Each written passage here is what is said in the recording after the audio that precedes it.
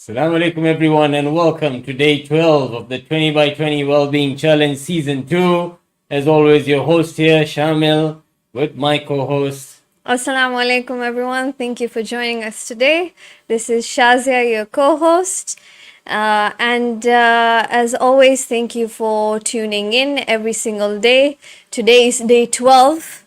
And I hope, just like us, you all look forward to every single day of the 20 by 20 Wellbeing Challenge Season 2. I think it's reached a stage where not only us, but everyone else is really looking forward to 7 p.m. I think so too. 7 p.m. and the Kahoot. Everyone's excited about that. Yes, absolutely. So today we've thrown, like in cricket terms, they call it a googly, where we've said that today's Kahoot is based on the previous questions. So the previous sessions and the questions that were asked on the previous Kahoots will be asked today as well. Because we have more of an interactive session today. So I do hope you all have taken notes like I did last year. I remember I used to go back and check everything. But yes, good luck to all those doing the Kahoot today, inshallah. So as always, all our topics are basically revolving and unfolded around the very beautiful quote by Imam Ali, which is, "You presume you are a small entity, but within you is enfolded the entire universe." Absolutely. And I think yesterday's talk was also spot on with that, where we had Brother Murtaza sharing, even though he's got a challenge in life, but beautifully said, his disability is not an inability. Exactly, absolutely. I think everyone found that session very inspiring, and we had a lot to take away from him and his talk for sure. And today we have a very special speaker. She's one of my personal favorites as well. Yes, I may be a bit biased. And she was also part of the inaugural 20 by 20 Wellbeing Challenge. Very much a part of the 20 by 20 Wellbeing Challenge family. And yes, without further ado, I think let's get her profile up. Yes, today we have Sister Berak Hussain. Sister Berak is a registered psychotherapist practicing in a medical university clinic in Canada for 15 years. She has a BA in psychology and a master's in educational counseling from the University of Ottawa. She's a registered psychotherapist in the Colleges of Registered Psychotherapists of Ontario. She's also known as the Muslim Counselor and is a passionate public speaker in Muslim mental health, social justice, Islamic and women issues, including poetry.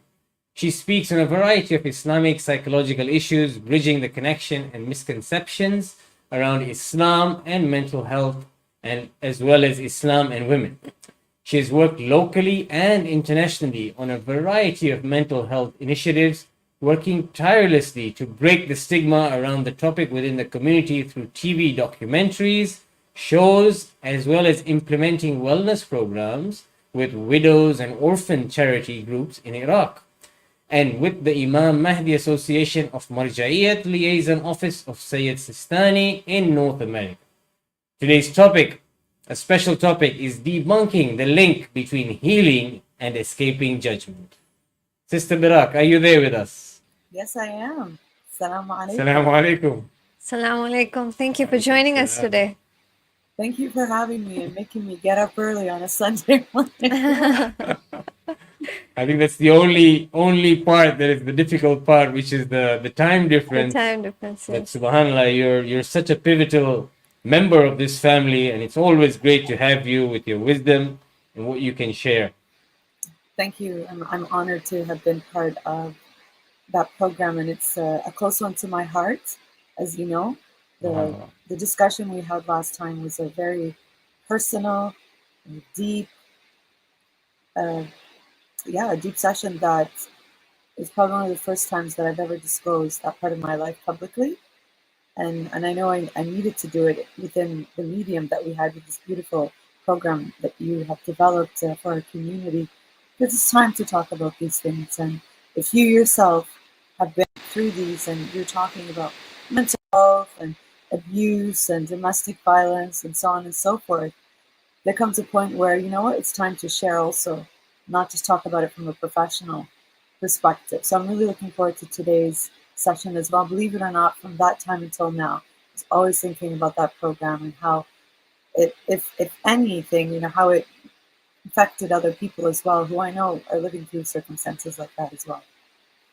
No, absolutely. It's very important to talk about such topics, especially when we need to destigmatize the stigma around such topics as well, right? Yes, I mean, I still get till today a lot of feedback from people saying that your session was one of the powerful sessions that they took away a lot from, and inshallah today's will be just as powerful. I'd like to get right into it. I mean, we're trying to debunk the link between healing and escaping judgment. Sister Berak, in your experience and with your learning that you have, maybe let's begin with, in your terms, what can you say is the definition for healing and escaping judgment? And do the two Well, go together? inshallah, Bismillah ar-Rahman ar-Rahim, Allahumma salli ala Muhammad wa ameen Muhammad. So I want to get into looking at some important factors when you want to take a look at what is healing and the stages of it. So not necessarily giving you an answer, but looking at the stages of perhaps what healing could look like, right? And it could be part of a personal experience or what, you know, psychotherapists or psychology says, right? And it's different for each person, but it's kind of like putting a tapestry together and weaving it to get the final result of it, right? So usually the first stage of working with healing is understanding acceptance. So there's a lot of denial and pushing and not understanding or coming to grips with what is going on. And it's usually the biggest or the longest barrier when we look at that journey towards our healing, right? So there's a joke apparently when it comes to this is that, you know, how do you eat an elephant? One bite at a time, bit by small digestible bit. And then slowly when you work through it. So wrong example. Let's just, I don't like that joke, but I'd say your favorite big foods or something that you don't like to eat, but you have to for your health kind of thing. So you take it bit by bit. You don't like the taste of it, but then you know this particular thing is good for your health, right? So slowly until that denial is eventually erased, right? So you want to work on breaking down that denial. And then number two is having insight. I'm all about finding meaning in challenges. It's something I learned in my undergrad studies from Dr. Viktor Frankl, who, believe it or not, was a Holocaust Jewish survivor.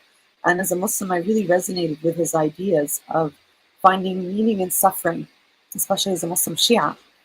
And you apply that to Karbala, finding insight and meaning in struggles can really help you kind of work through the challenges when working through the journey of healing. So even the smallest degree of admission allows our insight. As soon as we come to that acceptance, insight comes in, right? And then you'll have the ability to monitor details of what's going on. Then number three is taking action in our healing, right? So at the stage of our insight, we can perhaps create a plan of, you know, what can I do to get to this healing stage? What can I do to work through this challenge that I'm going through, right? Number four, self-esteem. So I do like a whole 6-part series on self-esteem. So I'm not going to do that right now. But essentially with building our self-esteem and making sure we have it, it's not about high or low, as Dr. Glenn Sheraldi, who is a psychologist that I use his model for building self-esteem. It's not about high or low, it's about having it. Not having it and having it. And confidence is about the skills, the skill sets that you have and how confident you are in your abilities in that. So back to self-esteem. So if you make positive choices, you can see how those decisions will impact your journey, your health. It's about rebuilding your sense of competency, self-efficacy, then we'll turn to that self-esteem. So this then encourages what? More acceptance, more insight, more action. So you see how they're interweaving that tapestry? And then finally, our healing. So how do we get to that? When you allow yourself to accept, right, the challenge, the trauma, the illness, or whatever that you are going through. I'm keeping it broad here. And So, and when you take those actions to combat it or work through it, healing then becomes that natural result of that, right? So, like we said, healing it can be defined very broadly. It's not like a one answer thing. It doesn't necessarily mean that you're not going to fall back or have setbacks, right? And restoring yourself is through that finding that sense of meaning that we were talking about, purpose, that sense of self, quality of life, despite whatever challenges that you've gone through. So, as I know a long definition for the healing, did you want me to talk about judging right now or later on in the questions? Yes, I think tell us when we say so. Basically, when I did think about this topic, escaping judgment, I'm not sure. I wanted to know what your idea was of escaping judgment. So, what is judgment essentially? I'm just going to use basic terms here. Judgment is what others think of us and us allowing how others think about us to determine our self-worth, right? So external factors, not the internal. I essentially talk about judgment in my practice with clients and even my own quality of life. Do I really care what people think? We all have this facade of we have to respect what others think about us and so on and so forth. We call it facade. It's expectation. It is there within our community and also within our faith. There's lots about, doing for yourself in front of people or when you're alone, et cetera, et cetera. And I'm not saying again anything against that. What I'm saying here is that if we follow living by everyone else's standards, right? And what they think how we should do things, we will never move forward and we will never heal in whatever traumas that we are going through or have gone through.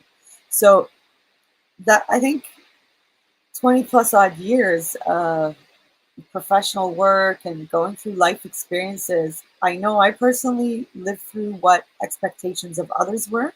For example, we talked about the high conflict marriage I was in before, the abusive domestic violence I experienced. And wow, feels weird again talking about it publicly, but I know I'm in a safe space here with everybody sharing this again. There certainly were a lot of fears around judgment in terms of, but what if I do this? What would society say? What would the community say? What would people say? How would men look at me? Because we know the stigma around it in our community, et cetera, et cetera. I allowed those judgments to kind of hinder me at some point, right?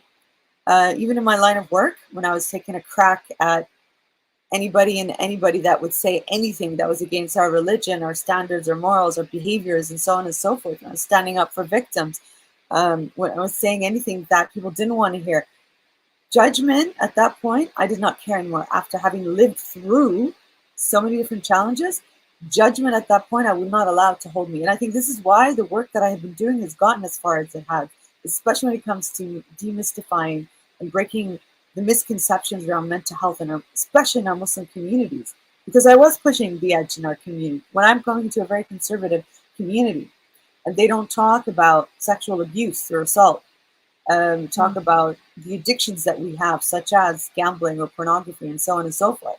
These are big words, right? They're so heavily laden that it can be shocking for a very conservative community. But because I would not allow judgment to hold back, for me, it was a matter of we need to get to those who are suffering. We need to get to those who are struggling alone and having thoughts of wanting to end their lives. So it doesn't matter. So you see here, the end goal here is to help those who are struggling and suffering alone. So I wouldn't allow judgment get in the way of that. So this is a very broad definition, but in light of what we're talking about here, this is how I look at judgment. Of course, there's many different definitions that you can take a look at, but I think in our context, this is how I would connect. We're getting to the connection of healing and judgment, but just so far, these two ideas here. And in our healing journey, the judgment of others as well. How would you allow what others think to live your life, your quality? And I'm not saying for you to go against your faith or culture or religion, no, but our own faith and faith, not culture, our own religion teaches us about living an authentic life to God, because ultimately, in the end, who is the ultimate judge? People around you or Allah subhanahu wa ta'ala? And so when you have that end goal of wanting to live an authentic life, following our faith and taking the good from our culture, because there's a lot of things culture against our faith, towards submission to God and pleasing God and wanting that acceptance from God in terms of judgment, then you are free of the shackles of the judgment, heavy, heavy negativity, the toxicity of negative judgment around us. Absolutely fantastic. And whilst you're sharing and healing the four steps, the four factors, as you said, if you think about something like in my healing journey, or in anyone's healing journey, forgiveness is an important aspect of forgiving themselves in order to heal. Where would that fall into these categories? What do you mean, sorry? So forgiveness of yourself in your healing journey, where would that fall in the factors that you mentioned? Insights, as you said, acceptance, insights, self-esteem. So let's talk about forgiveness, right? Let's talk about forgiveness here a little bit. And I'm going to, again, push the barriers on that. When we talk about forgiveness here, and you've all heard the terms, and I am not judging those who go with forgiveness of others. I think there's a fine line between forgiving other people for what they've done and letting go before we talk about self-forgiveness, because everyone has, you should forgive them for what they did to you. That's the only way you'll be free. I'm sorry. When has that ever really worked, forgiving somebody who has stabbed you or has spoken ill of you or has physically abused you emotionally, financially? I'm not referring to my personal situation here, by the way. I'm saying in general from my clients here. I don't believe in that. And I take what our faith does teach us about forgiveness, because Allah is the all-forgiver. Allah is the all-forgiver. People say, oh, but if Allah can forgive, so can you. I'm like, well, He's the all-forgiver, not me. I don't have to forgive you in order to move on. I can forgive myself for the mistakes I made, for believing you, for falling for your trap, for falling and accepting your abuse, your judgment, your hold on me, for example, as something to keep me under that negative control, because ultimately it's about their control right here in these types of scenarios. However, I forgive myself because I did not know any better. I didn't know at that time. I didn't have resources. I didn't have access to resources. I didn't have access to resources to give me that confidence and build my self-esteem to make the decisions that I needed to make in order to get out of that situation, because judgment held me so tightly. That in itself, I think, is a huge part of that healing, is saying, I forgive myself. I did not know back then. So it's okay. It's like to a child. Well, you're teaching them, right? They're not born with knowing all the rules of life. They don't know that when you touch a hot stove, it's going to burn you until it actually happens, or until mama or baba says, don't touch it. My nephew, who's like 2.5, and I just want to gobble him up. He's so cute. Like, yes, to the stove, or like a hot cup of mug. Well, you know what? We go through life doing moments all the time, right? And so when it comes to forgiveness, I believe that's part of our journey. Look, if somebody can actually forgive somebody who's murdered something or somebody in their life, and I don't mean physical, figuratively, right? That's amazing. And if that works for them, alhamdulillah. Okay, if that ghafara, that forgiveness works for them that way, no judgment here. I'm just saying, like in my life, professional, personal, I'm like, where does that get me? Now, the key thing here is letting go. I won't forgive your actions for what you've done to me. I will pray for your hidayah and your guidance, that you learn from what you have done to harm me and others. I will let go of my resentment and anger towards what you've done to me. That's forgiveness for yourself. Do you see the difference? And I will leave the forgiveness of Allah in His hands for what you have done. I think that is terrifying. Hasbi Allah wa ni'mal wakil. That is terrifying when you say that to somebody. If you are truly a mu'min and a believer of what this statement means, and we're seeing this right now in different parts of the world, Hasbun Allah wa ni'mal wakil. Don't worry, I'm not going to get into details. You understand what I'm saying here. We use that concept in every stage of our lives when we are find ourselves rather in a very, very difficult situation. I don't think you need to forgive somebody. That's in Allah's hands. But definitely work on forgiving yourself. Oh, why did I do that? Why did I stay that long? How come I allowed myself to be so stupid? Oh my God, these words are so harsh to say to yourself. Imagine you say these words to other people. You're so stupid for doing that. You're so dumb for doing that. We never talk to people like that unless you're being abusive, right? And when you use that self talk on you, what are you doing to your nafs? You're putting that nafs down. You're harming it. You're hurting it, right? There's no forgiveness there. But then when you say, Hasbunallah wa ni'mal wakil, I leave this forgiveness to God. Let Allah forgive you. I let go of my anger, hurt, and pain for everything you have done to me because I want to move on in my life. I want to go on in my healing. I don't want your judgment or everybody else's judgment to hold me back from reaching my full potential. No, absolutely. I agree with the whole. When we talk about healing, a lot of times forgiveness comes into play, and a lot of times I do wonder, and we ask that a lot of people ask the question that, do we need to forgive to heal, or after we heal, can we then choose to forgive? Because it is our choice.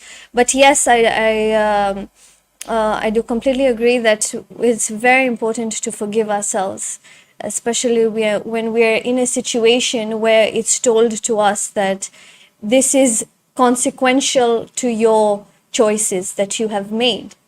Right? So I think, yes, it's very, very important to forgive ourselves. Now, when we talk about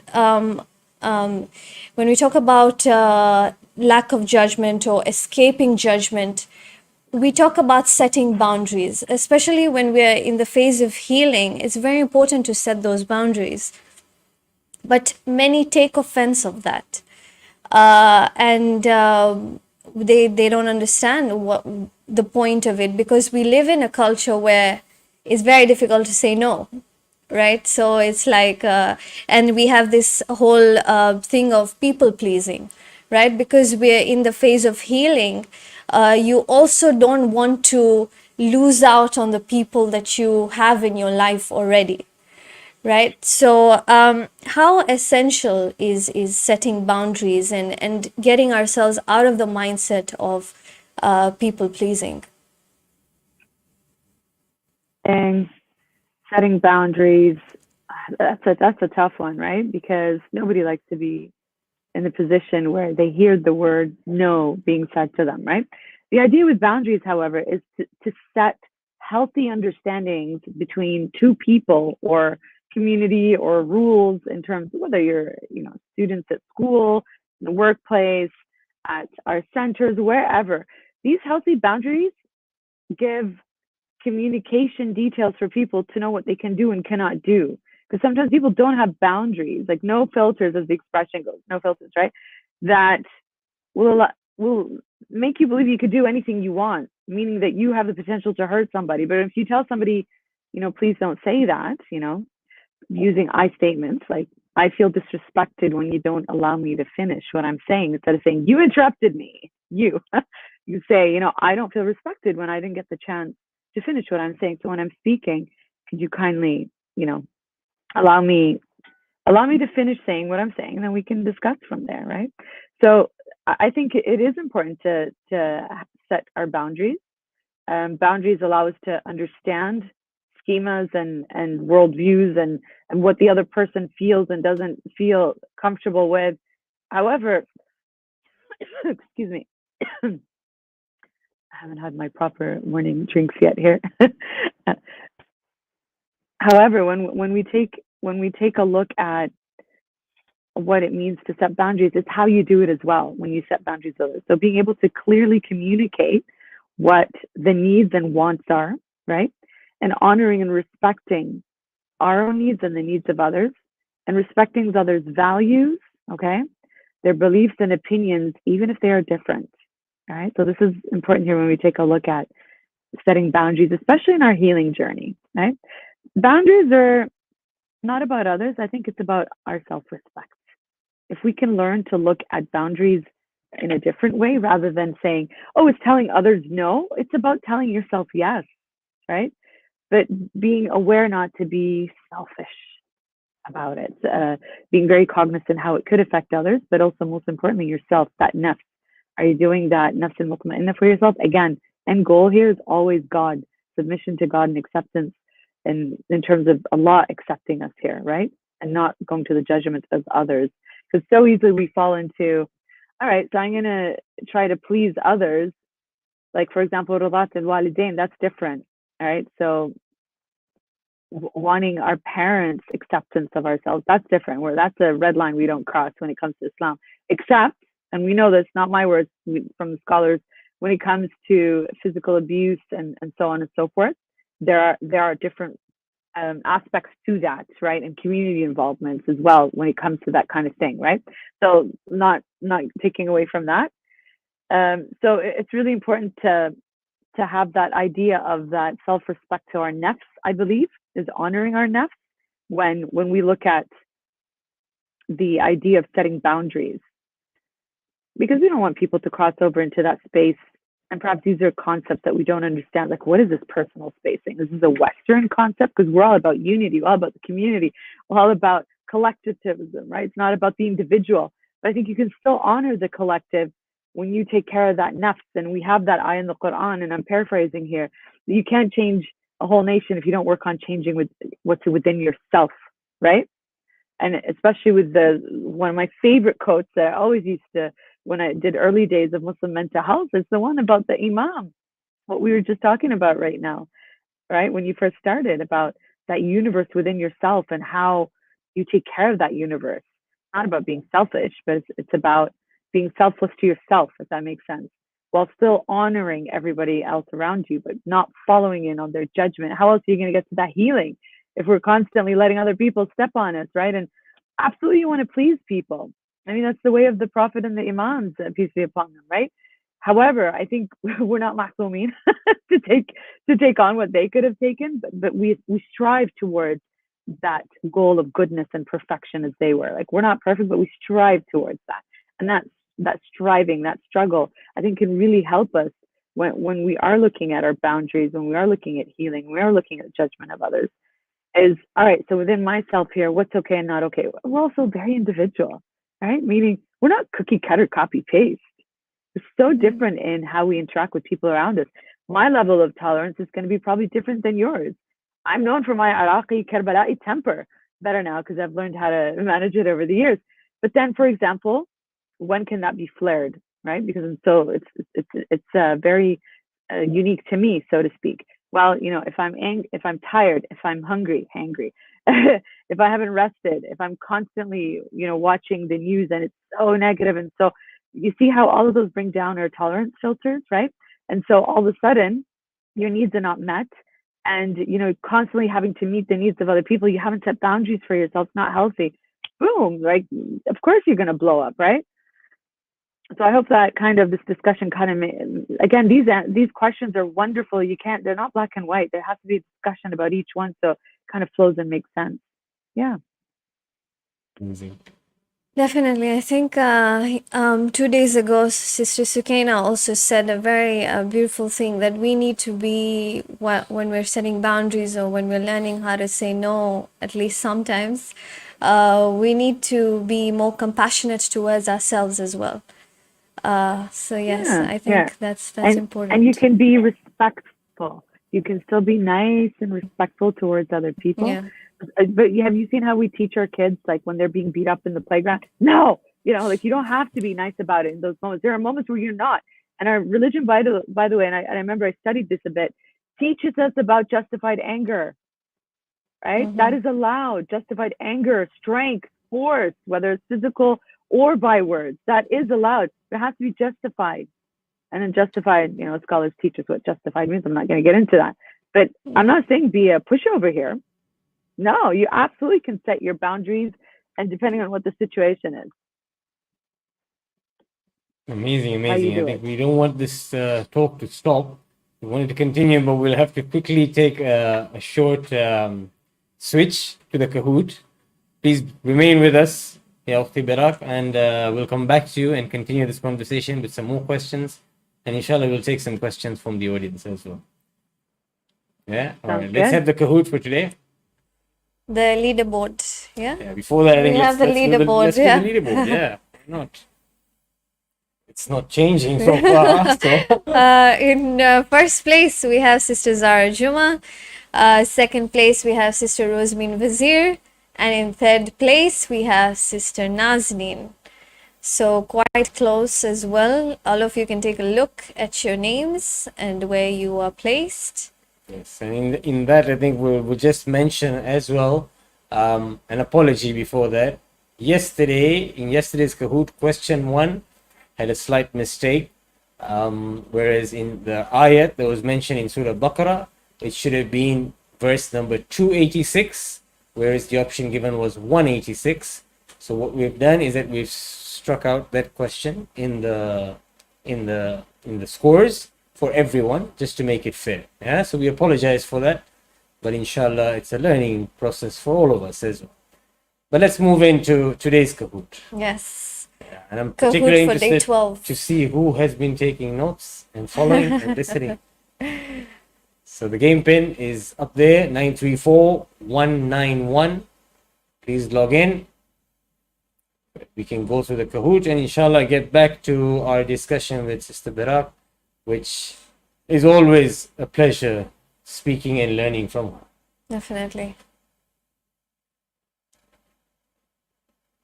Please log in with your names that you have been using every day, so your points can be totaled. We'll give it a few seconds, a few minutes for all of you to log in. Once again, the game pin is 934191.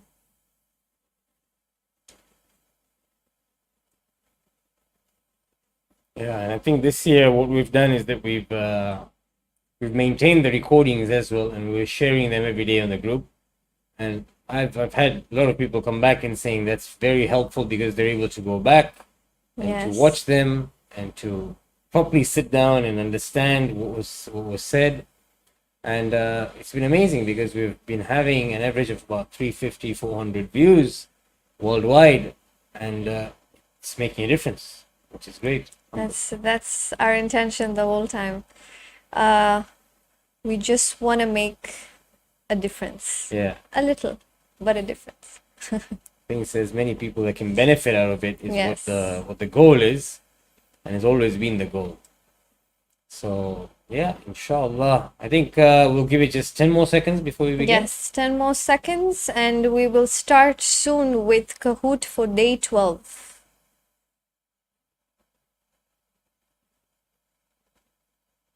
Okay, are we ready to go in?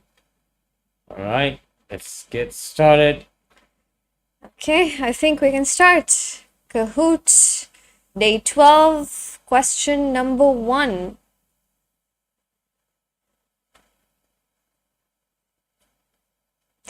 How does mental health link to the concept of sukoon? Is it use free will to enact choices that invite sukoon?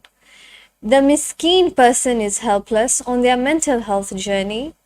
Sukoon is the ultimate destination for the mental health journey, or none of the above. Was I think sukoon was talked about by Sister Sister Sarah Bukhari, yes. And yes, the answer is A, use free will to enact choices that invite sukoon. I think that stumped quite a few people there. Yes. Okay, question number 2. What was described in Brother Hussain Charara's talk as the closest manifestation to Allah? Was it showing gratitude towards the blessings of Allah? Is it the Ahlul Bayt? Is it the Quran? Or is it spiritual meditation?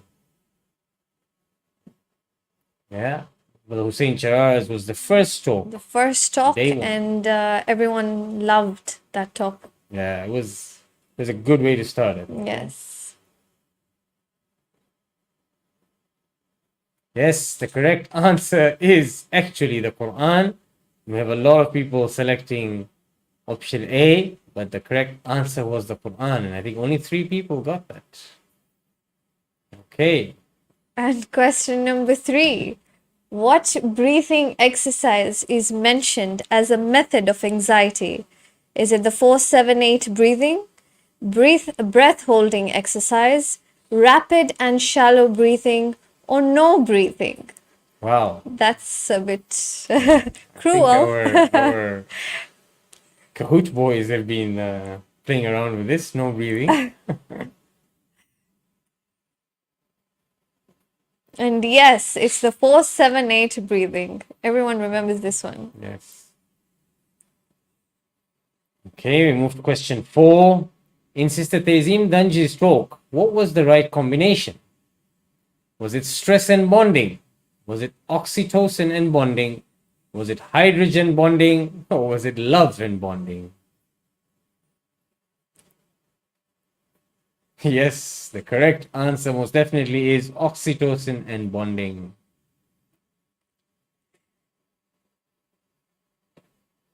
Question number 5. Our diaphragm acts like a massager of the intestines. True or false? This was from Brother Zain Ali Panjwani's session on day 2, where he showed us physically Movement. movement. And yes, absolutely, it's true. Very well done. Okay, and the final question based on the daily activity on day 12 of the 20 by 20 Wellbeing Challenge calendar, you are supposed to recite Tasbih of. Tasbih of a Tasbih, Tasbih of Surah Ikhlas, Tasbih of Salawat on the Prophet and his progeny, Tasbihate Arba. I'm sure everyone's been following the daily activities very closely, so pretty sure everyone will get Everyone this. knows the answer, isn't it? 5 seconds to go.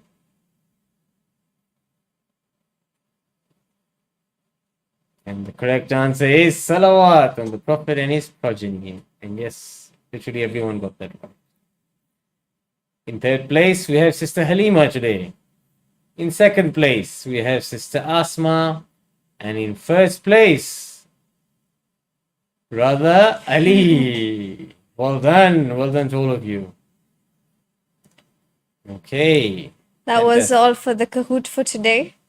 And I think we can move on to the Q&A with Sister Berak. If you have any questions for Sister Berak, please do put them in the comment section and we will read out and answer as much as we can. But for now, we'll start off with our question. When we talk about judgment, how can I set myself free from the shackles of judgment? I know it's quite a broad question, and very subjective, I would say. But for people who do want to step away from being judged, or because they have grown up in such a culture, how do they do that?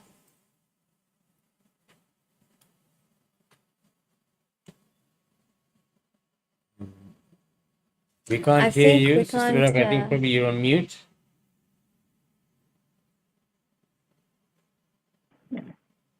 There you go. Yeah. Sorry about that. So the question is, how do you step away from judgment? Yes. How do Okay. you break So, yourselves free? Okay, so this is not by definition of others. This is from what I've seen over the years within my work and, of course, personal experiences. If you continue to live, like think of this concept, if you continue to live under the scrutiny of others and the judgment of others, are you truly going to be free? Right? If by living under the rules and constant ideas of do this and don't do that of others, are you truly going to be reaching your full potential? Are you truly going to be in that journey towards God? Are you truly going to get through that journey of self-healing? If you're constantly following what others are telling you, how you should do things rather than on your own making the decisions that make sense and that are right for you, of course, by following our faith and so on and so forth, are you truly going to be free that way? Again, I bring you back to your relationship with God. He is your ultimate place of judgment, not people around you, right? If there are good things that you can take from people around you to enrich your life towards your healing and towards your journey to God, sure, why not? You can take those ideas from people. But judgment when you see the word judge or hear the word judgment, that image, somebody with a stick in their hand, like, no, you can't do that, or, oh, you're such a horrible person, comes to mind. Put it that merciful image of God in front of you. And I think that can really help you move and grow forward rather than the scowls of those people with the stick in their hands, right? Because look, we know this from our culture, people who plan their weddings, right? And we heard this expression, you spent so much money, so much time, so much thought into all these details. And in the end, people are still going to talk about how good or bad the food was, or how nice the bride and groom looked, or what this, and that. So this is a simple idea, although materialistic, but let's look at the layers here quickly. If you're constantly worried about what people are going to think about how you plan your wedding, how you do your life, how you plan your journey to God, how you plan your career, how you choose and who you choose to be your partner or your friends in your life, you're constantly worried about what other people think, you're not going to have the wedding you want. You're not going to have the life you want, the career you want, and so on and so forth. I'm not saying to completely disregard what people judge and what they think about. Listen, take into consideration. Why not? You can do that. Listen, right? Like, listen to what people are telling you. All right. Don't ignore totally. Some stuff that you can ignore. Others that no. What I'm saying here is don't allow what other people are forcing on you to dictate the way you live your life. Does that make sense? If you're constantly following people who think, oh, why did you choose this? Or why did you do that? Or, oh my God, this. What kind of quality of life is that? You're not pleasing your nafs that is connected to God. You're pleasing the materialistic aspects of what others want you to do for them. Does that make sense? Absolutely. It's not easy. I'm not saying it's easy to get to that. It's not easy to get to that. I had a client who her self-esteem was completely shot. This was recent, about a month ago. And then the way I was talking to her, and I'm like, yeah, but why do you follow what other people tell you how you should be if it doesn't make sense for you to do? And then she's like, wow, I want to be like that. I want to be you. I'm like, no, you don't. I don't think you could have handled what I have been through, because that was my own personal journey. I had to go through that to be able to get to the point where I can speak like that today.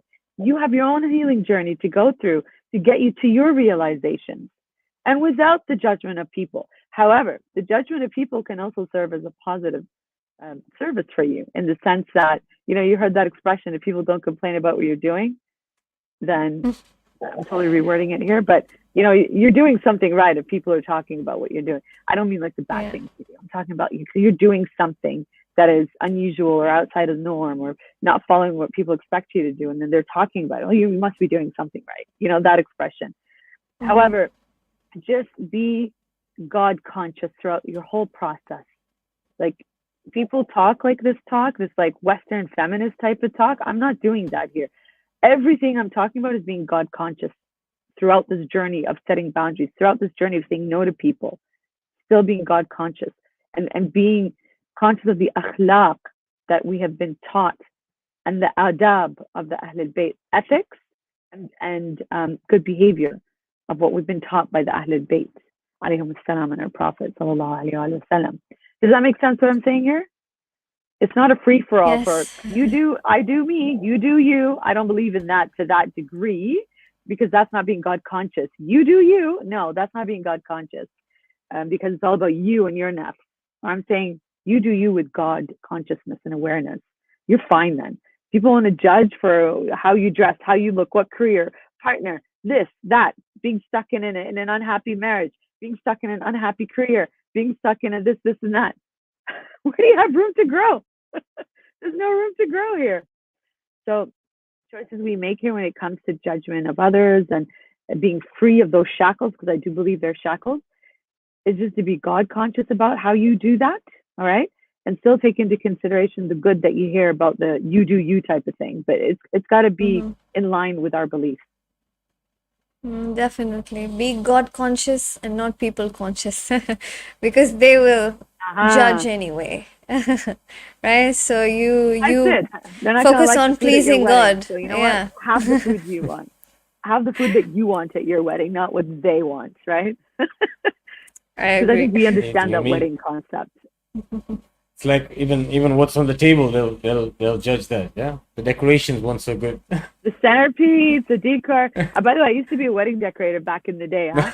I know. While I was still doing I needed a creative outlet, right? So wedding decoration. So when I talk about weddings, trust me, I know what I'm talking about. Like clients and then what they want, don't want what people. I'm like, dude, do what you want for your wedding. Like this is your celebration of love and coming together to completing half your religion. Why are you doing it to please other people? Choose your cake the way you want, decor the way you want this, but be conscious of the cost as well, obviously. Anyhow. Anybody want a wedding decorator? You fly me out to Dubai. I'll do it for you. The Muslim counselor. Fantastic. The Muslim wedding decorator.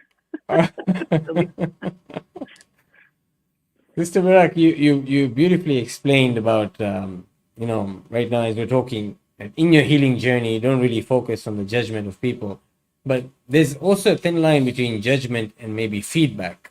So let's say someone who's undergone trauma and is in the healing journey, and so I'm looking at it from two angles. So let's say someone gives them feedback, but they're not really open to that feedback because they're healing. They don't want to hear that. So how is it from this person's perspective, and what is it that person can do different that this person can actually take it if required to take I don't quite understand the question. Let me look at it. Hold on. So it's not on that. I just did a forgiveness question here. Oh, okay, can you repeat it, please, in another way? So I'm trying to say that if someone is on the healing journey, they've gone through a lot of traumas, gone through a lot of things in life, and they're healing themselves. But then someone close to them will probably give them feedback on anything of how they are or what's happening or something. Advice, feedback, advice as well. And they may, from the person who is healing, does not want to hear that, or is not open to hearing that. They're not ready. They're not ready. Right? So it's really challenging when you work with somebody who is not ready. I've seen that a lot with my own patients that come in. It's I had one young man. His journey was quite the challenge. He was struggling with attention hyperactivity, ADHD, attention deficit hyperactivity disorder. I always mess up on that one. And he was from the Middle East, and he was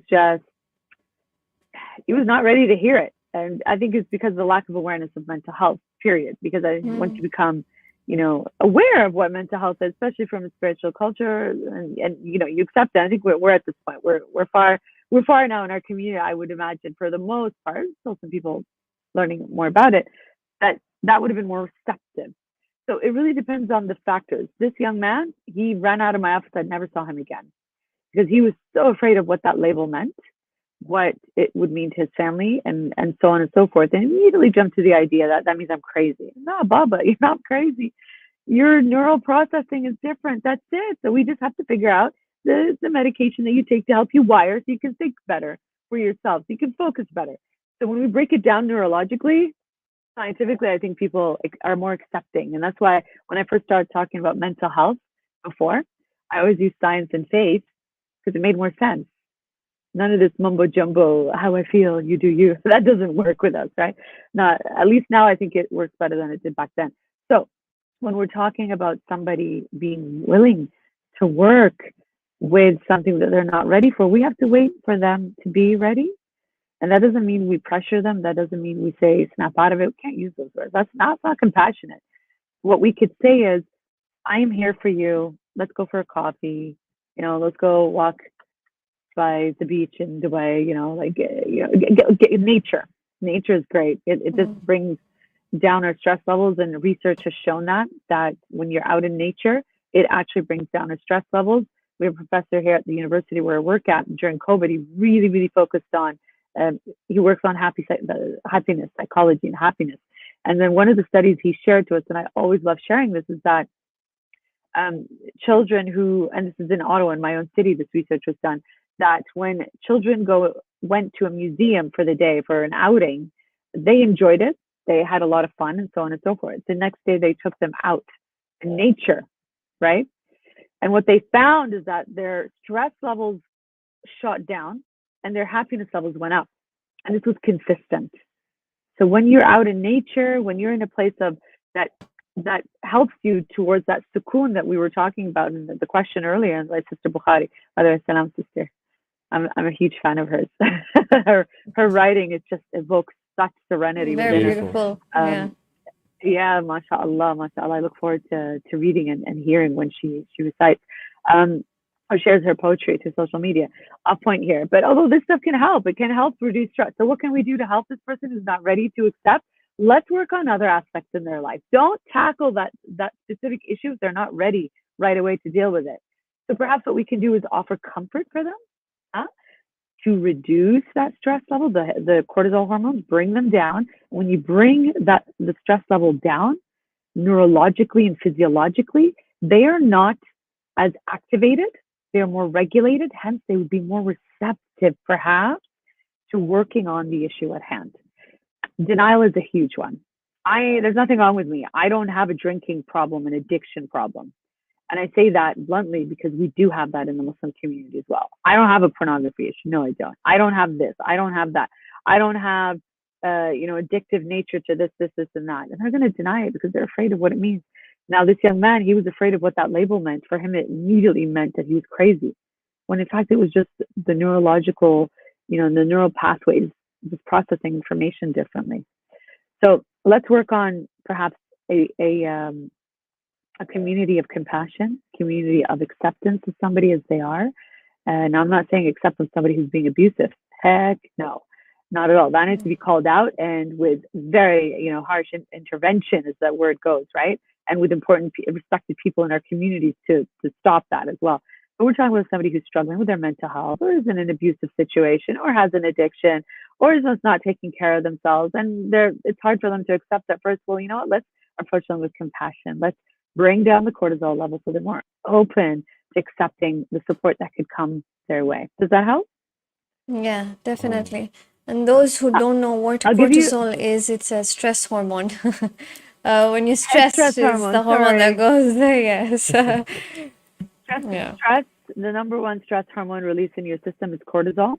And what we want to do, this is one of the physical responses. And what that does is that in a flight or fight response, you definitely need that hormone because it shuts down your digestive system. You don't feel hungry in that second. It puts you on alert it tightens your muscles, your breathing changes, and blood goes to different areas of your body for you to move and get going. Have you noticed? Have you heard that expression of the super mom that lifts up the car? That was an angel that came down and lifted her. Perhaps it was, perhaps, I don't know. But when you're talking about it from a scientific perspective here, the neuropsychological perspective, it's those stress hormones that gives you that extra human strength, Yeah. Definitely Imam Ali alayhi salam had angelic boosts of cortisol hormones when he lifted up the gate of Khaybar, But aside from that, in reality, if we can really work on lowering the stress, making it safe, making it comfortable for that person, I'm here for you, I'm with you. And that doesn't mean putting pressure, showing judgment. And that's huge when we talk about, how do I support somebody? Judgment has to be out the window. Okay, if they come to you and they're telling you they're having thoughts of self-harm, you can't be the haram police and say, you're going to hell for having these thoughts. You can't do this to yourself. Hello, do you think that person's going to come to you ever again? Absolutely not. However, if you can say, oh, that's tough, right away, you're listening. You're showing that you're listening. You're accepted. That person is telling you something, even if you don't like it. Acceptance is not about agreeing, like we mentioned earlier, or liking what that person has to say. Acceptance is about giving them the space to say what they need to without judgment, even if you don't like it. Listen. Oh, yes. Holding their hands, figuratively, right? Or actually there, a shoulder to cry on. And then you could say, what can I do for you? What would you like me to do? What do you need from me? If you're not sure what to do, right? Because a lot of people are not professionals in the psychotherapy, mental health, so on, to know what to say exactly. Some people are like, I don't know what to say. So you tell them, what do you need from me? What can I do for you? Perhaps we can call, let's call Nasiha. Let's go to the doctor together. I'll take you to the appointment. My goodness, just being there, it takes away so much pressure and it lowers the stress of that person so they can be receptive to what can come next, inshallah. Does that make sense? Yeah, absolutely. I think empathizing with people and knowing that we're human, we're just human, understand what they're going through and not judge, right? It shouldn't be the first thing on our heads that they're not faithful or they don't have enough faith because of how they're feeling, No. of, you know. So yeah, I think it's very, very important not to do that as a society, especially because then where else can we go, right? Because if our society is not accepting enough, you then go out, right? We do have a question here. It was mentioned that Yeah. one need not necessarily have to forgive someone. That is for God to do. So how do we reconcile the fact that we are told Allah will not forgive unless the person forgives first? That's a tough question. And a good one, too. Define forgiveness. You have to tell the person, again, this is my perspective, right? I'm not countering anything of our faith that's taught us or our scholars. This is my personal, professional reflection. And I didn't get to this in a day and a night. This is my own journey of my client stories and my own, right? So what I say here is applicable to me and my clients that I've worked with. And for those of you who are listening, take what makes sense for you. You don't have to accept or agree. Okay, just putting that disclaimer out there. So again, the words, I don't believe I forgive you for hitting me, I forgive you for abusing me, is helpful to the person. Again, this is right. It could be for you. I've actually heard people who said, you know, I've forgiven them. And you know what? That works for them. Great. I don't understand that for me personally. I say, Hasbunallah wa ni'mal wakil. I have let go of my anger to what you have done to me. I have let go of my resentment. I've let go of a lot of this stuff. I've forgiven myself for allowing myself or for falling into that situation. I didn't choose to go there, or perhaps I did, but then it wasn't what I expected, right? So, yeah, I would define that forgiveness as of accepting what happened. You don't necessarily have to like it. I accept that I was in ABC situation. I accept that I did this. I accept that person did this. I don't have to like it, right? So I think that's part of that forgiveness here, of saying, I accept what happened. I don't like it. I don't deny it didn't happen, right? And I leave it up to God to decide for you what he does with you. I pray for your hidayah. You see how I'm not saying I forgive you. I'm not saying that. Again, this is my personal, professional reflections. And this is like over 20 years worth of stuff. I didn't just come up overnight because I struggled with this for years. And I came to an understanding that made sense for me personally, which is I say I leave God to forgive you. Allah ysamahkum. May Allah forgive you. I've forgiven myself in how I got here. I've learned, I've accepted. I accepted I was in that situation with you. I accepted that I did wrong. I accepted you did wrong. May Allah guide us and give us peace with that. I just personally don't understand how. I just don't get that. It doesn't work in my mentality, my so on. The only thing that I've learned to get out of how to work with forgiveness is the letting go part, and that took me years to understand. You let go of the hate, the anger, the resentment of what these people have done and how they've behaved. And the letting go part was really intricately, like the tapestry was weaved through other experiences that were similar. It's like, well, how do you react now once you've been through it once? How do you deal with it now? How is my response going to be different now? Because of the repetition of the same thing, the same situation, expecting different results is the definition of what we learned of insanity is, right? Well, you have to find different ways. I think holding on to so much anger and hatred towards somebody or something that is that is unjustified, perhaps? That's where you hurt yourself? There's an example I want to use, but I don't think I can say it here. But let me just do it in a broader sense. When there's an injustice being done, right?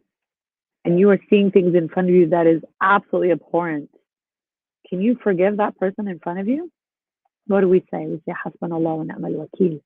And you do everything you can to bring awareness to things, right? Whether it's self-awareness, awareness to people around you, in your society, in your community, in your family. Does that make sense what I'm saying? Yeah. And you work along the lines of your personal sukoon, of feeling lighter. Have you noticed when you are dealing with a difficult situation and the resentment and anger just keeps holding you back, you can't keep going forward? That's because you haven't done your forgiveness work there. And again, I don't mean saying, I forgive you for hurting me. I don't mean that. I mean, yeah, you know what? That was very difficult. Yes, that sucks. That was not something I would have wanted to go through. That was so hard in my life. It made me so hurt, made me so heavy. It pushed me away from God. I was so unhappy. I was distressed. I had thoughts of not wanting to live, for example, right? So how do we work on that?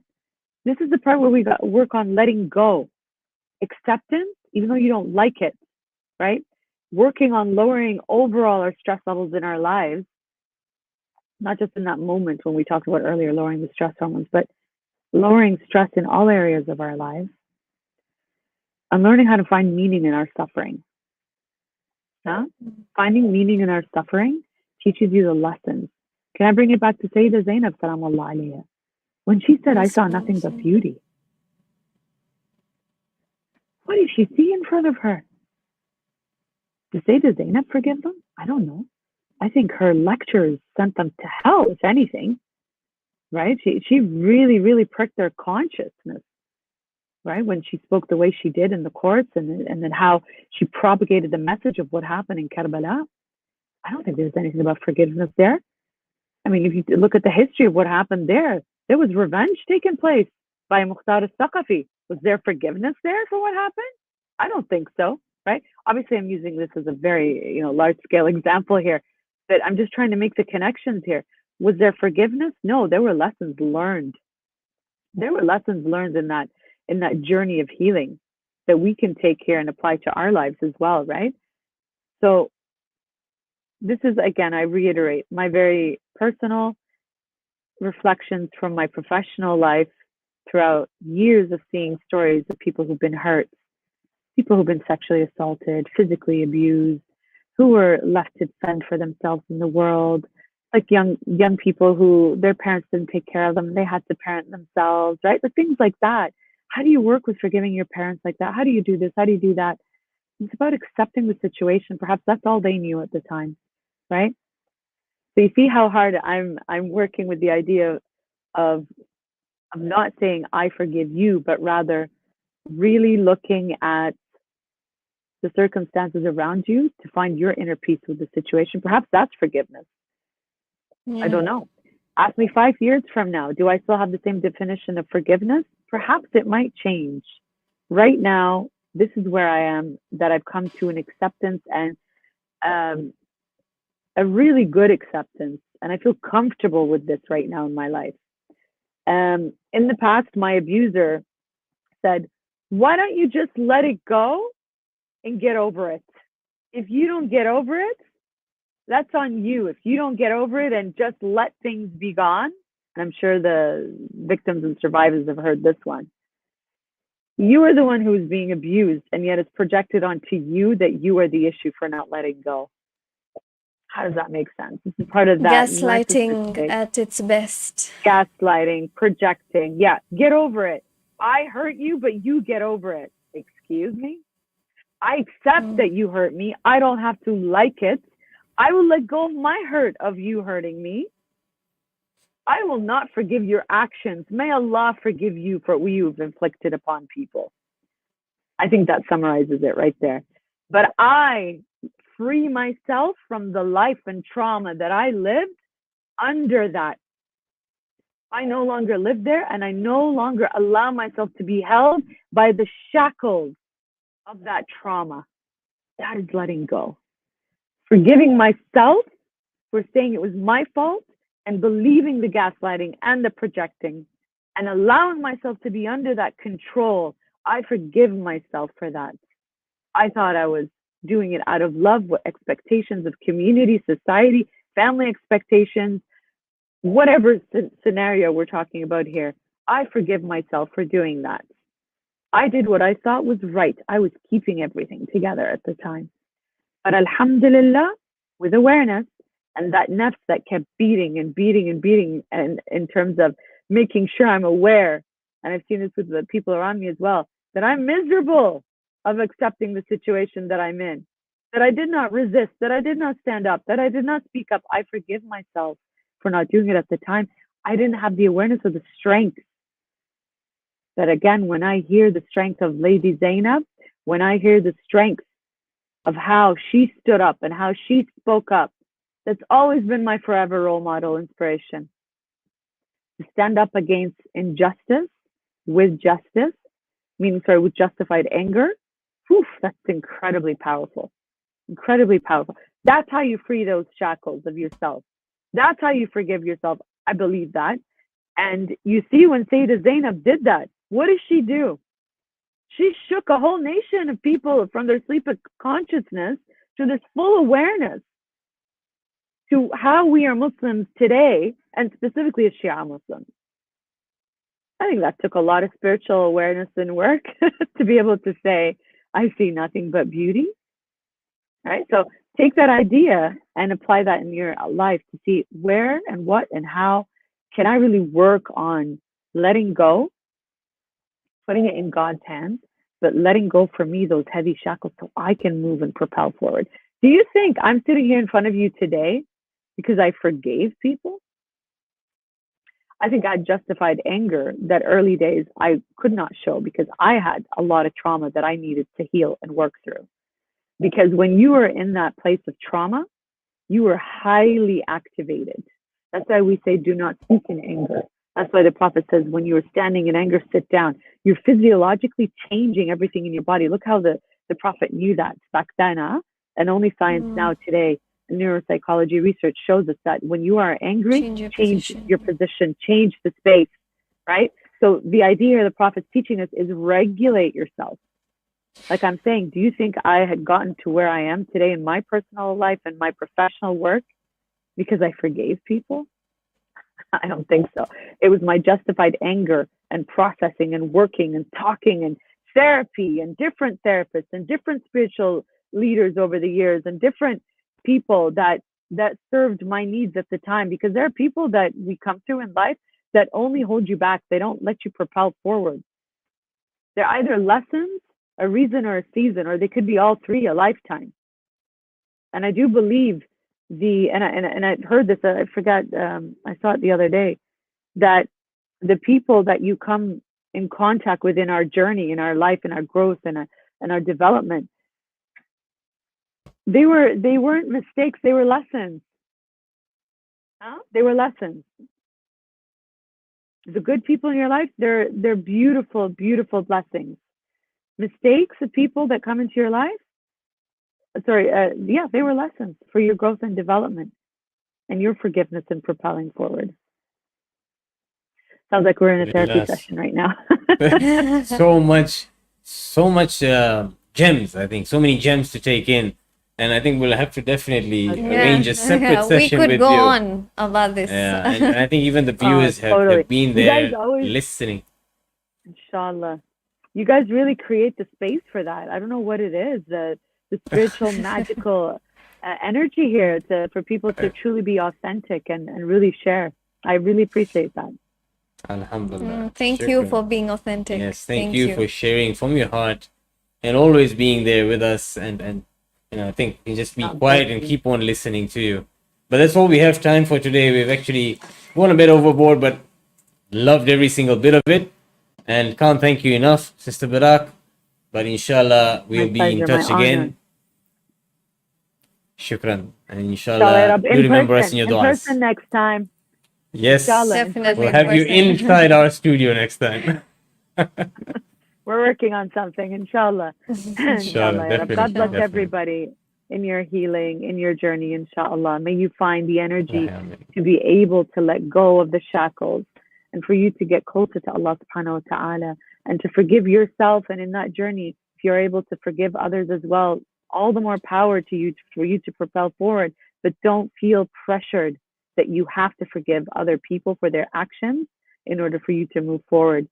No, that comes in a different way with everything we've described today. May Allah give you that strength. Inshallah, ya Rab. Inshallah. Good, Thank you so inshallah. much. Thank Thank you, you, Sister Sister Berak. Berak. God bless you. Thank you too. Thank you too. God bless you. God bless Thank you. Assalamu alaikum. Assalamu alaikum. And now we move on to the time where we have the book of the day. Book of the day, yes. So the book of the day for today is Ceremony by Brianna Wiest.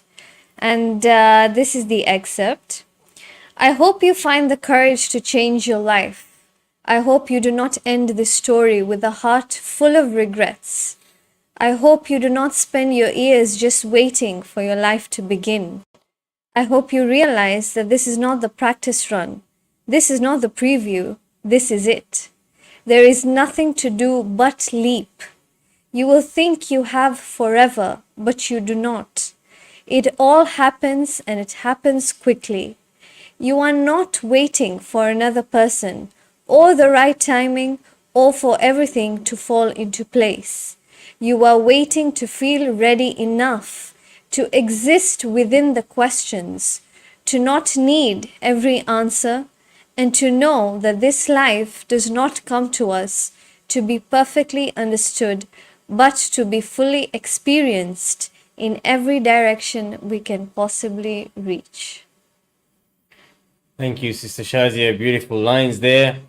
And I think goes perfectly well with also quite a few of the things mentioned by Sister We Berak. spoke about, yes, absolutely. So amazing. And inshallah, we apologize for going slightly over, but I think it encapsulated all of us and kept us there. But tomorrow, same time, same place, same location, and different link. But until then, good night, God bless, and goodbye. And don't forget your watermelons for the day. Thank you.